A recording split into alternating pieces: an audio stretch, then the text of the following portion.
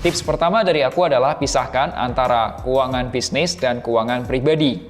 Jadi di bisnisku pribadi, aku punya satu rekening khusus namanya rekening finansialku. Dan ada rekening pribadiku atas namaku pribadi.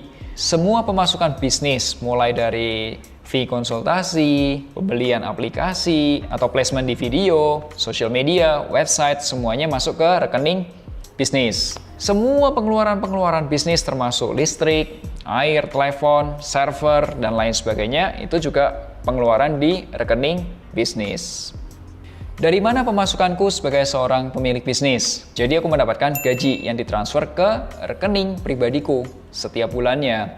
Dan ketika usahaku bisa membagikan keuntungan, ya aku akan menerima keuntungan itu dalam bentuk dividen ke rekening pribadiku. Vin, bagaimana dengan pengeluaran pribadimu? Pulsa, internet, telepon, dan lain sebagainya.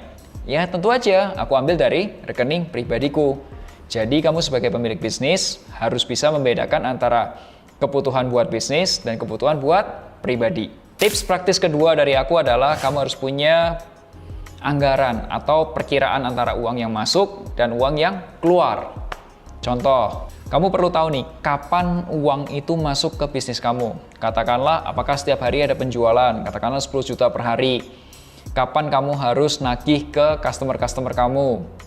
Selain itu, kamu juga perlu merencanakan uang keluar kamu. Contoh, kamu bayar supplier, kamu bayar gajian karyawan, dan termasuk sewa kantor. Kalau kamu kesulitan untuk mengurus uang masuk serta uang keluar, aku sarankan hire aja orang. Kamu nggak perlu orang-orang yang S1. Kamu cukup menggunakan orang-orang lulusan D3 atau juga SMK. Itu mereka juga bisa menangani keuangan kamu. Softwarenya juga nggak terlalu canggih, kamu bisa pakai Microsoft Excel atau Google Sheet, segitu aja. Tips ketiga, kamu perlu punya laporan keuangan atau dalam bahasa Inggris disebut financial statement. Jika bisnis kamu seperti toko, warung kopi, kemudian tempat fotokopi, kafe, dan lain sebagainya, intinya yang retail, kamu perlu yang namanya POS. POS itu adalah Point of Sales. Aplikasinya ada banyak guys, ada yang namanya Mokapos, Hellobill, Pawon, Maju, dan lain sebagainya.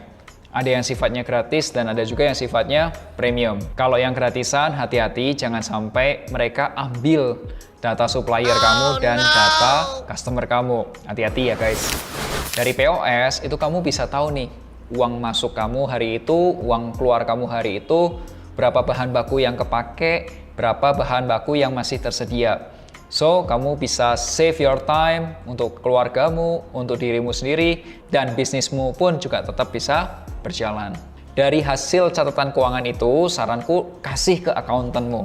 Kamu bisa menggunakan jasa professional accountant, atau kamu bisa juga hire staff, atau tadi staff keuangan kamu diminta untuk bikin laporan keuangan. Laporan keuangan nggak terlalu yang ribet lah. Kamu bisa menggunakan Excel, Google Sheet, atau aplikasi pencatatan keuangan lainnya. Apa sih manfaatnya dengan laporan keuangan itu? Suatu ketika, bisnismu akan lebih gede. Misal kalau bisnismu warung kopi, kamu pengen buka cabang warung kopi kedua, dan lain sebagainya. Tentunya kamu butuh uang atau modal lebih gede. Kamu mungkin mendatangi bank untuk dapat pinjaman atau datangin investor. Dan mereka semua membutuhkan laporan keuangan. Laporan keuangan yang dimaksud ada 4 jenis guys. Yang pertama, laporan keuangan laba atau rugi. Untung atau rugi. Dalam bahasa Inggrisnya disebut income statement. Di situ ketahuan pemasukan kamu berapa, pengeluaran kamu berapa, sehingga ketahuan nih laba atau rugi. Dan yang kedua adalah laporan neraca atau balance sheet. Berapa kekayaan kamu, berapa utang kamu, berapa ekuitas atau saham kamu. Dan yang ketiga adalah laporan arus kas masuk serta arus kas keluar. Dalam bahasa Inggris disebut cash flow statement. Dan terakhir, ini yang dibutuhkan ketika kamu mencari investor adalah laporan kepemilikan saham kamu atau equity statement.